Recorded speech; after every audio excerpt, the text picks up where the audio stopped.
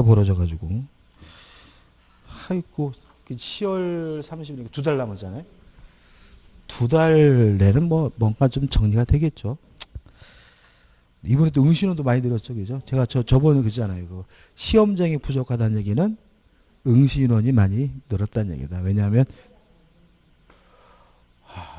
이런 게 있어요. 공인중개사 이 자격증은 불황산업인 건 아시죠? 그러니까는 뭐냐면 뭐 자기 직장이 뭐 잘 되고 뭐 하는 자영업이 잘 되고 그러면 굳이 사람들이 공인중개사 자격증 따려고 하지 않아요. 그러니까 이게 공인중개사 시험의 응시자가 늘어났다는 얘기는 우리가 굉장히 힘들어하고 있구나라는 걸. 응시인원이 거의 30만이 넘잖아요. 그래서 이게 30만이 넘기 때문에 정치적 지지도와도 좀 관련이 돼요. 그래서 만약에 이렇게 굉장히 우리 서민들이 힘들어하고 있는데 공인중개사 시험이 막 시험 문제 어려지고 막 이러면요, 여권 지지도가 영향을 받습니다. 이게 참 묘하게도. 그래서 원래 선거철 이러면 좀 시험이 쉬워요. 근데 올해는 선거철은 아니잖아요, 그죠? 아닌데 다만 이번에 코로나니 뭐니 해서 굉장히 힘들어하고 있기 때문에 여기서 만약에 시험이 어려지거나 그러면 좀 그렇기 때문에 좀 아마 어렵지는 않을 것 같아요. 제 생각이 그래요. 그래서 이게 그래서 그 공인중개사 시험이 가장 그 많이 봤을 때가 이렇게 심정적으로 국민 자격증이 됐을 때가 IMF 직후에. IMF 직후. 그때는 그랬고 요새도 마찬가지. 요새 제가 봤을 때는 그래서 공인중개사 자격증 뭐 시험이 시행되고 나서 가장 많다 막 이런 정도로 나오잖아요. 그러니까 그렇기 때문에 아마 그렇지 않아요. 그러니까 이런 게 있잖아요. 그러니까 현 정부가 의사수를 늘리려고 하죠. 이제 의사수를 늘려서 의대 정원을 늘리려고 했더니 막 의사들이 막 반발하잖아요. 이것도 비슷한 거거든요. 이것도 만약에 공인중개사 자격증이 늘어나면 공인중개사 중개사 협회에서 막 반발하거든요. 그죠? 근데 저는 그래요. 그러니까 자격증이 어떤 소득을 보장하는 시기는 지난 거죠. 그러니까 그 자격증은 그 시장에 진입하기 위한 자격 조건인 거고, 그러고 나서 돈을 벌고 못 벌고는 시장의 원리에 따라서 결정이 된다고 생각을 해요. 의사도 마찬가지죠. 의사 자격증이 있다고 무조건 돈을 버는 것이 아니라 의사 자격증으로 시장으로 진입해서 능력이 되는 사람은 돈을 많이 벌고 안 되면 뭐죠? 퇴보하고 이런 시장 원리가 작용해야 되고요. 공인중개사 자격증도 마찬가지죠. 그죠? 물론 여러분들 이제 문제는 합격하시고 나시면 싹 달라져. 싹 달라지시는데 합격하기 전에는 제 말을 공유하시더라고요. 그러니까 그분이 그 자격증으로 돈을 벌고 못 벌고는 시장에서 알아서 할 문제지 국가가 개입할 문제는 아닌 거죠. 그래서 제가 봤을 때는 인위적으로 수를 뭐 줄이려고 하지는 않을 것 같아요.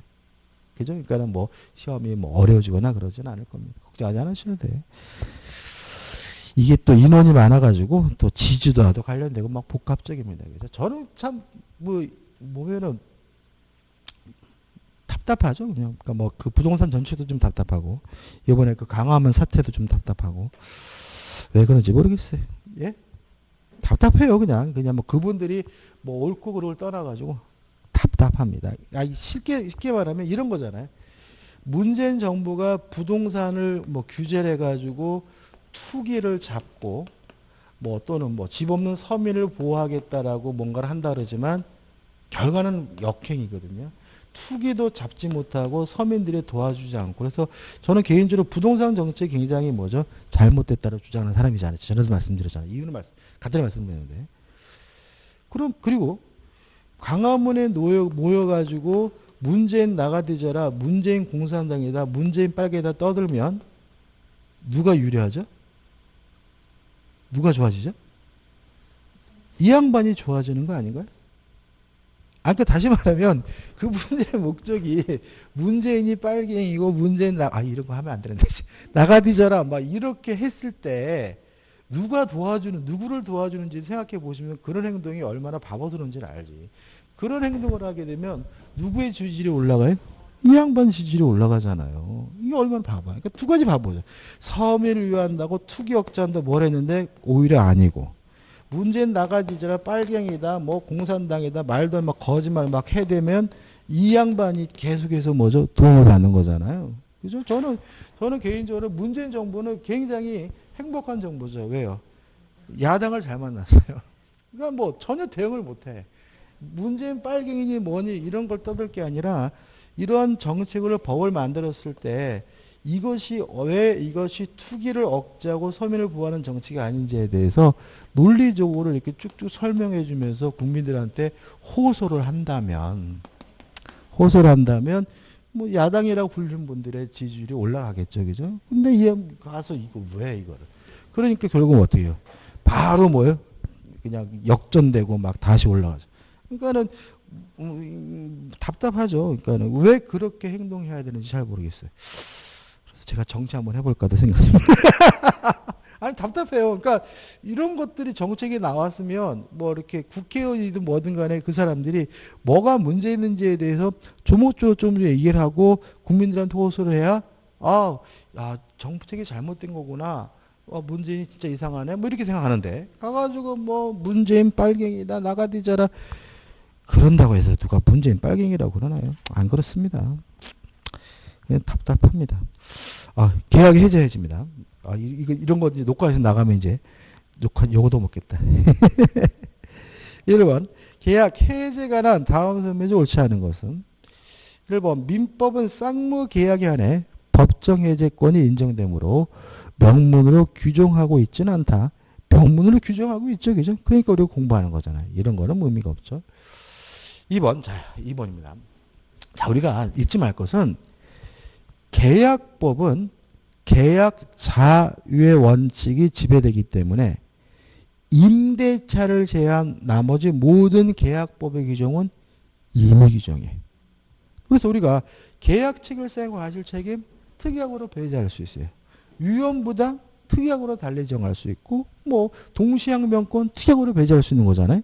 물론 계약의 해제도 특약으로 뭐 할 수 있어요? 달리 정할 수 있어요. 왜? 임의 규정이니까. 그래서 우리는 임대차를 제외한 나머지 계약법의 모든 규정은 임의 규정이기 때문에 특약으로 뭐 할 수 있어요? 배제하거나 달리 정할 수가 있는 거죠. 그래서 2번 해제권의 불가분성에 관한 민법 규정 해제권 불가분성 임의 규정인 거죠.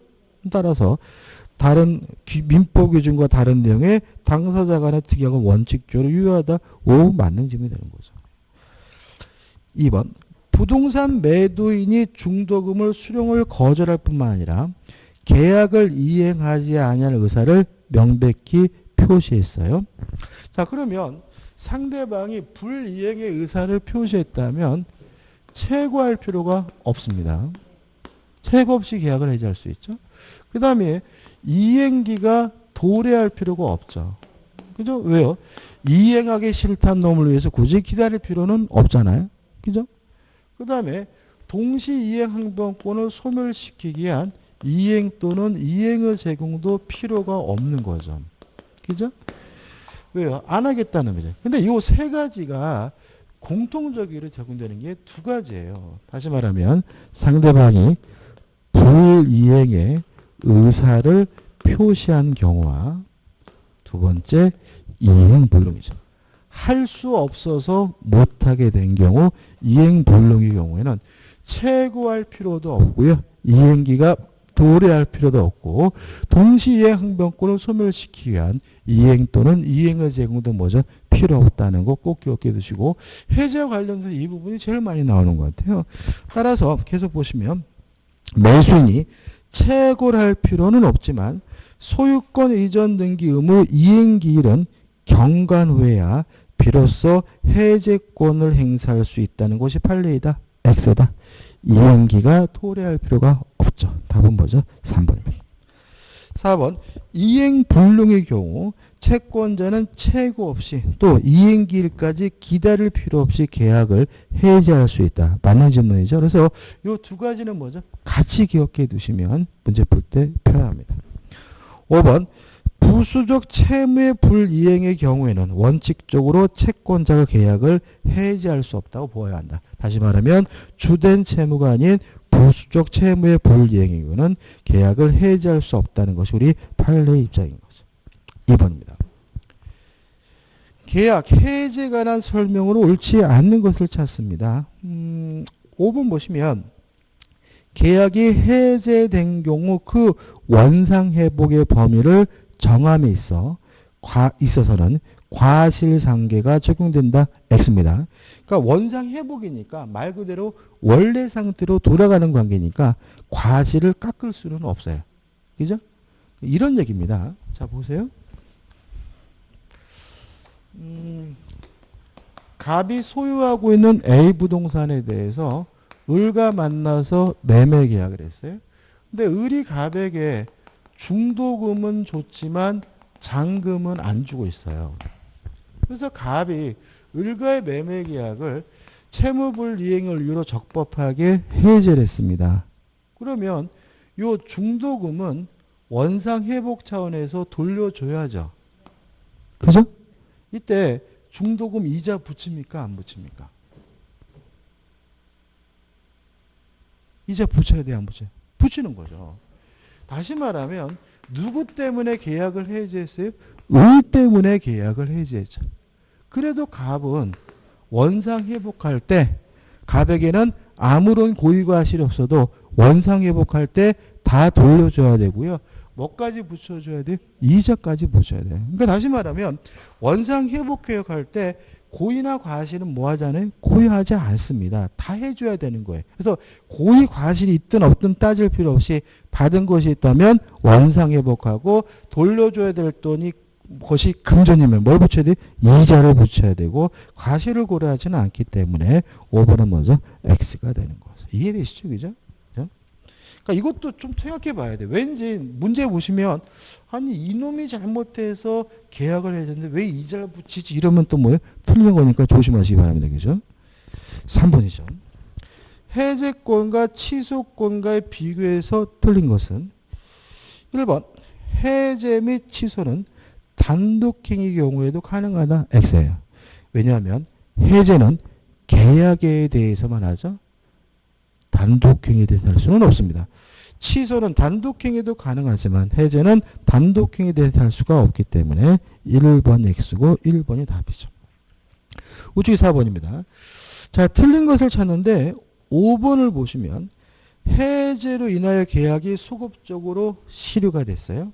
그러면 소급해서 무효가 됐으니까 이행한 것이 있다면 원상회복하고 또 별도로 채무불이행을 이유로 계약을 해제했으니까 무엇도 청구합니까? 손해배상도 청구하죠. 물론 이 손해배상을 계산할 때는 이때는 과실상계를 따져야 돼. 이 손해배상은 그죠? 아무튼 실효되면 해제권자는 손해배상을 청구할 수 없게 된다. X. 손해배상 물론 뭐 할 수 있습니까? 추가로 청구할 수가 있는 거죠. 5번 문제죠. 틀린 것을 찾는데 2번을 보시면 계약 당사자 일방의 채무가 그의 책임 있는 사유로 이행이 불가능이 됐어요. 이행불능이죠.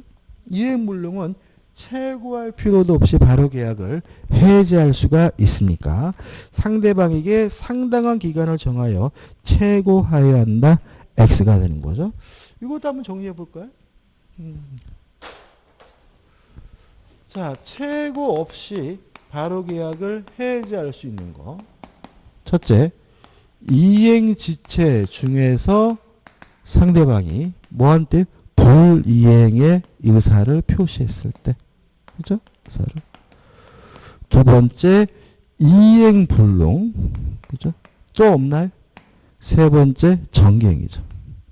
정해진 기한 내 이행을 해야 의미가 있는 정기행위도 최고 없이 바로 계약을 해제할 수 있죠. 네 번째 또 있죠. 불완전 이행 중이죠. 불완전 이행 중에서 추후에 완성하는 것이 불가능한 경우. 요 네 가지 경우에는 최고 없이 바로 계약을 뭐 할 수 있죠? 해제할 수가 있는 거죠. 요 문제 구문이니까 한번 보시면 될 것 같죠. 그 다음에 넘기셔가지고 6번입니다. 해제 효과에 관한 기술 중 옳지 않은 것을 찾네요. 3번이죠. 원상 회복해야 될 것이 금전이면 받은 날부터 이자를 붙입니다. 따라서 이 길부터 이자를 붙인다. X가 되는 거죠. 조심할 것은 4번인데 해제에 의하여 제3자의 권리를 해하지 못해요. 요 제3자 앞에 뭐가 없어요? 선의가 없어도 맞는 거죠.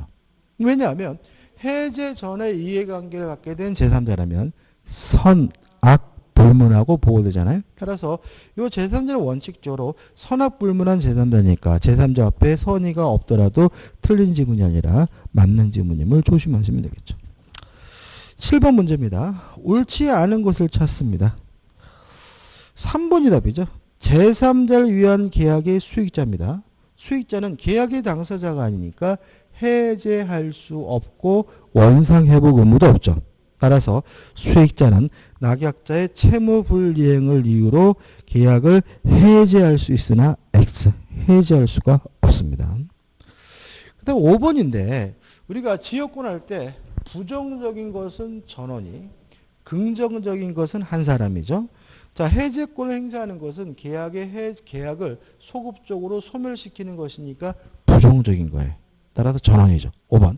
당사자 일방 또는 쌍방이 수인 여러 명인 경우 계약의 해제는 그 전원으로부터 또는 전원에게 하여한다. 맞는 질문이고 이것도 참 잘 나오니까 주의하시기 바랍니다. 그 다음 이제 8번이죠. 계약 해제 효과에 대한 다음 설명 중 옳은 것은인데 3번 보시면 소유권 이전 등기가 완료된 부동산 매매 계약을 매도인이 해제된 경우, 해제한 경우 그 해제 의사 표시가 효력이 발생하면 말소 등기 없이 바로 매도인에게 소유권이 복귀한다는 것이 판례다. 맞죠? 왜냐하면 매매가 무효면 등기도 무효니까요. 그죠? 답은 뭐죠? 3번이에요. 근데 여기서 좀 생각해 볼 것은 뭐냐면 4번인데 해제 의사 표시는 제3자의 권리를 해칠 수 없는데 판례는 대항력을 갖춘 주택 임차를 여기서 말하는 제3자에게 포함되지 않는다고 본다. X예요. 포함됩니다. 근데 좀 조심할 것은 뭐냐면 대항력 있는 임차인이 제3자이긴 해요. 근데 대항력 있는 임차인이 제3자로서 보호받으려면 중요한 게 등기까지 한 매수인과 임대차 계약을 해야 보호받아요. 만약에 등기하지 않은 매수인과 임대차 계약을 했다면 제3자로서 보호받지 못한다는 거 항상 조심하셔야죠. 이게 간단한 겁니다. 한번 생각해 보세요. 갑이 소유하고 있는 A 부동산에 대해서 을과 만나가지고 매매 계약을 했어요. 근데 갑이 을에게 이전 등기를 안 해줬거든요. 근데 매수인이 또다시 병과 만나가지고 매매 계약을 했어요. 이때 이 병이 제3자로서 보호받을 수 있나요? 없죠. 왜냐하면 제3자로서 보호받으려면 완전한 권리를 취득해야죠. 자기 앞으로 뭐까지요? 이전 등기까지 해야 제3자로서 보호받을 수 있는 거잖아요. 마찬가지로 요 등기조 하지 않은 매수인과 임대차 계약을 했다면 이 병은 어떠한 경우에도 제3자로서 뭐 받을 수 없는 걸 보호받을 수가 없다는 거죠. 마찬가지입니다. 그죠? 따라서 요 임차인이 대항력이 있는 임차인이 제3자로서 보호받으려면 등기까지 한 매수인과 임대차 계약을 해야 제3자로서 보호받을 수 있고요. 등기하지 않은 매수인과 임대차 계약을 했다면 제3자로서 보호받을 수 없다는 거 꼭 기억해 두셔야 됩니다. 나머지 분들 좀 보시면 될 것 같아요. 9번입니다. 계약의 해제에 관한 설명으로 틀린 것을 찾네요. 자, 우리가 5번을 보시면 특별한 약정이 없는 한 합의 해지죠. 합의 해지도 마찬가지예요. 합의 해제와 합의 해지는 원상 회복해야 될 것이 금전인 경우에 이자를 붙이지 않습니다. 왜냐하면 합의로 해지하고 합의로 해지한 것은 채무 불이행이 아니잖아요. 따라서 이자 붙이지 않거든요. 따라서 합의 해지로 인하여 반환할 금전에는 그 받은 날로부터 이자를 가해한다는 점에는 X가 되는 거죠. 넘기셔가지고 적중 사례 문제를 풀어보도록 하죠. 아, 시간 참 금방 가네요. 그죠? 아까 괜히 쓸데없는 얘기를 해가지고. 원래 제가 이 정치적인 얘기를 안 하려고 노력하는데 요새 막 답답한 거예요. 꼭 강화문 가가지고 뭔 짓이야. 이게. 제가 그 정광훈을 한번 봤어요. 한번. 언제 봤냐면 제가 이제 올해 종로에서 수업을 하는데 그 사람이 그 종로 경찰서에서 뭐 영장 실질 심사를 받는다나 어쩌다나 뭐냐 그래가지고 제가 이제 종로 경찰서를 지나가는데 이렇게 그 아저씨가 종로 경찰서 앞에서 막 그 설교를 하더라고요. 와, 말 잘하더라고. 아, 그게 뭐지 이렇게 그 말할 때 배도 이제 볼록 나왔는데 이제 막 파워도 있고 연세가 있는데도 파워도 있고 막 그러더라고. 근데 그냥 비가 부실부실 왔어요 그때. 비가 부실부실 오고 날씨 좀 서늘했는데 막 할아버지 막 앉아가지고 막 아까 말한 뭐 누구 빨갱이 물러가라 막 이러면서 막 있더라고. 저는 절에서 사람들을 끌어들이는구나라는 생각도 들면서 저런 행동이 과연 그들이 싫어하는 문제인에게 도움이 되는지를 왜 생각 안 할까라는 생각에 대해서도 좀 해보고 좀 가슴이 아프더라고요. 그냥 막 안타까워. 그게 막 비 맞고 막 앉아가지고 그러고 계시는데 안타깝더라고요. 짜증도 나고. 자, 294페이지입니다. 1번. 계약 해제에 관한 설명으로 틀린 것을 찾네요. 이 식으로 기출 문제죠. 5번입니다. 매도인은 다른 약정이 없으면 합의 해제로 또는 안 내기죠. 이자 붙지 않습니다. 반환할 금전에 그 받은 날로부터 이자를 가산해야 할 의무가 있다. X. 이자 가산하지 않습니다. 2번입니다. 이행지체로 인한 계약의 해제에 관한 설명으로 틀린 것을 찾죠. 계약을 해제하는 것은 부정적인 것이니까 전환해야죠. 따라서 4번. 당사자 쌍방이 수인 여러 명인 경우 계약의 해제는 그 1인에 대하여 하더라도 효력이 있다. X. 해제는 부정적인 것이니까 전원에서 전원으로 해야 됩니다. 그 다음에 3번이죠. 갑소유 X 토지와 을소유 Y주택에 대한 교환 계약에 따라 각각 소유권 이전 등기가 맞춰진 후 그 계약이 해제됐다. 그 해제 전에 소급표로 보호받는 제3자 해당하지 않는 자를 모두 고른 거죠. 자, 한번 보자고요. 기억. 계약의 해제 전 을로부터 X 토지를 매수했고 매매 계약했고 뭐까지 했어요? 등기까지 했죠. 제3자네요. 니은번 계약 해제로 인한 해제 전 을로부터 X 토지를 매수하여 그에 기한 소유권 이전 청구권 보존을 위한 뭐였어요? 가등기 등기까지 했네요. 따라서 요 기억 니은은 등기까지 했으니까 제3자로서 뭐 받을 수 있어요? 보호받을 수 있죠. 그죠? 그 다음에 디귿번 계약 해제 전 갑으로부터 Y주택 임차했어요. 그러면 어쩌 다시 한번 요 임차인이 제3자로서 보호받으려면 등기하고 있는 매수인과 임대차 계약을 해야 되잖아요. 그냥 넘어가지 마시고 봐야 돼요. 문제를 보시면 뭐라고 나왔어요? 각각 소유권 이전 등기가 맞춰진 후라고 돼 있죠.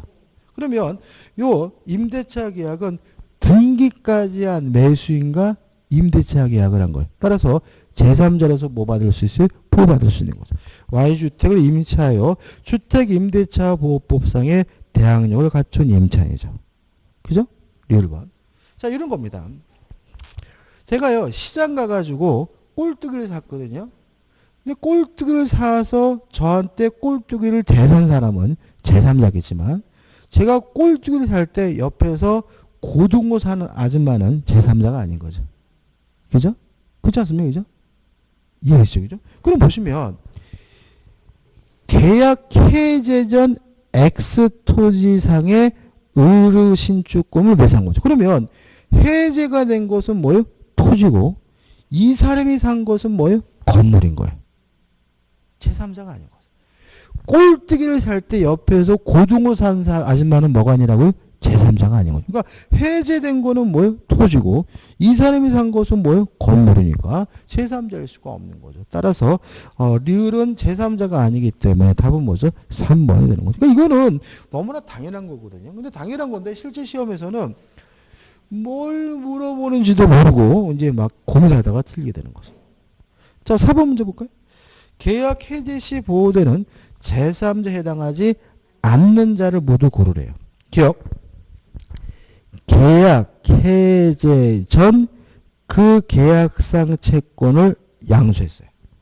자, 채권을 양수했어요. 자, 아까 제가 동시항변권 함수하면서 계약을 인수하거나 계약을 양수받은 사람은 당사자다. 그죠? 그죠? 그러니까 이러면 채권 자체를 인수한 사람은 이 사람은 뭐예요? 당사자인 거예요. 당사자 지위를 뭐예요? 승계받은 거예요. 그래서 채권 자체를 양수하고 이를 피보존 권리로 하여 처분금지 갑처분 결정을 받은 채권자는 채권 자체를 양수한 것이니까 당사자인 것이지 뭐가 아니에요? 제3자인 것은 아니죠. 니은번. 매매 계약에 의하여 매수인 명의로 이전 등기된 부동산이죠. 갑의을에게 뭘 했어요? 등기를 해줬죠. 계약 해제 전에 가압류를 집행했어요. 그럼 이 사람은 가압류한 것은 이 부동산인 거죠? 부동산을 가압류했어요. 이 사람은 뭐죠? 제3자인 거죠. 니은번은. 니은번. 계약 해제 전 그 계약상 채권을 압류했어요. 그러면 계약상 채권을 양수한 사람, 계약상 채권 채무를 인수한 사람이 뭐가 아니에요? 제3자가 아닌 것처럼 그 계약상 채권을 압류한 사람도 뭐가 아닙니까? 제3자가 아닌 거죠. 이해되시죠? 따라서 니은만 제3자고 기억 디귿은 제3자가 아니기 때문에 답은 뭐죠? 3번이 되는 거예요. 이게 좀 어려울 수가 있어요. 그러니까 이런 얘기죠. 지금 갑이 A 부동산에 대해서 을과 만나서 매매 계약을 하고요. 갑이 을에게 이전 등기를 해줬어요. 그러면 요 A 부동산에 대해서 병과 만나서 매매 계약을 하고 등기를 한 사람 뭐가 돼요? 제3자고. 요 매매 목적물인 A 부동산을 압류하고 압류 등기한 사람 뭐가 돼요? 제3자가 되는 거죠. 근데 요 갑이 을에 대해서 매매 대금 채권을 가지고 있어요. 근데 이 채권을 양수하거나 채권을 뭐죠? 압류한 사람 뭐가 아니에요? 제3자가 아니에요. 왜냐하면 채권자적 지위가 뭐가 됐어요? 승계가 됐다는 말은 이 사람 뭐예요? 당사자에 불과한 거죠. 그래서 말만 조심하시면 돼요. 그래서 기억, 뭘 양수하고 뭘 갖춰보냈어요? 채권을 양수한 거죠. 디귿번, 뭘 압류했습니까? 계약상 채권 압류. 이 사람들은 제3자 아니죠. 근데 니은번은 등기된 부동산을 압류했잖아요. 그러니까 매매 목적물은 뭘 압류했습니까? 부동산을 압류했으니까 이 사람 뭐가 돼요? 제3자가 되겠죠. 넘기셔서 5번입니다. 계약 해제에 관한 설명으로 옳지 않은 것을 찾으라고 합니다. 5번을 보시면 매수인이 매도인의 채무불이행을 이유로 계약금 반환을 구하는 소를 제기함으로써 계약 해제권을 행사하고 그 소장이 송달됐어요. 그러면 계약이 뭐죠? 해제된 거죠. 따라서 그 소를 취하했어요. 취하했더라도 계약은 뭐가 돼요? 해제가 됐고 그 매매계약 이미 소급해서 무효가 된 상태니까 그 소를 취하고 본래의 매매계약 이행을 구할 수는 없는 거죠. 따라서 구하는 소를 제기하면 매도인은 매매계약상 의무를 이행하여야 한다. X가 되는 거죠. 자, 해제권은 형성권입니다. 따라서 행사 즉시 계약의 요건을 소급해서 무효가 되기 때문에 5번은 X가 되는 거죠. 6번 문제입니다. 갑은 을에게 자기 소유 부동산을 매도하면서 등기권리증, 부동산 매도 인감증명서와 주민등록등본 위임장을 법무사 사무실에 맡겨두었어요. 자, 그러면 이행 제공이 있죠. 이행 제공이 있죠. 그 잔금 지급기를 을이 잔금 지급 의무를 이행하지 않자 갑은 을에게 매매 잔대금에 대한 지연손해금 지급을 구하는 사안에서 매매 대금에 대한 지연손해 지원사 투이나 나 틀린 겁니다. 자, 일단 상대방의 동시에 이행 항변권을 소멸시키기 위해서는 이행 또는 이행의 제공이 있어야 되고 이행 또는 이행의 제공은 뭐가 돼야 돼요? 계속돼야 되잖아요. 자, 따라서 3번. 갑이 일단 이행의 제공을 하였다면 을에게 지연손해금 청구를 위하여 그 이행의 제공이 계속될 필요는 없다. X가 되는 거죠. 자, 그럼 여기서 좀 문제가 되는 거 있습니다. 2번을 보시면 그럼 이행의 제공이 뭐냐? 답은 3번인데 2번을 보시면 갑이 을에게 소유권 이전 등기에 필요한 서류 등을 법무사로부터 잔대금과 상한으로 수령하여 갈 것을 통지하였다면 갑은 자신의 채무 이행의 제공을 하였다고 볼 수 있다. 이거 맞거든요. 그러면 이게 뭐냐면 사무실을 법무사 사무실에 맡긴 것만으로는 이행의 제공이 아니고요. 그 사실을 뭘 해야 돼요? 통지를 해야 돼요. 근데 그 문제가 4번에서 계속돼야 된다잖아요. 그죠? 그러면 통지도 어떻게 해요? 계속해야 돼요. 5번을 보시면 5번. 신의식에 따라 갑은을에게 상당한 시간 간격을 두고 거듭 수령을 최고하여 이행의 제공을 다했다고 볼 수 있다는 것이 우리 판례 입장입니다. 한심하죠. 그러니까 이게 우리 판례 태도. 그래서 이행 제공이 뭐냐? 법무사 사무실에다가 맡기는 것만 이행 제공이 아니다. 맡기고 그 사실을 통지해 줘야 되는 거죠. 그거까지 좋아. 근데 이걸 뭐예요? 계속해야 되는 거니까 한 번 한 것만도 부족하니까 5번처럼 신의칙상 인정되는 상당한 간격을 둬서 가끔씩 전화해가지고 등기소료 가져가세요. 등기소료 가져가세요. 이렇게 뭘 해야 돼요? 최고를 해야지 이행종을 다 했다고 보는 것이 우리 판례 입장입니다. 좀 마음에 들진 않지만 판례 그러니까 답은 뭐죠? 3번이죠. 4번입니다.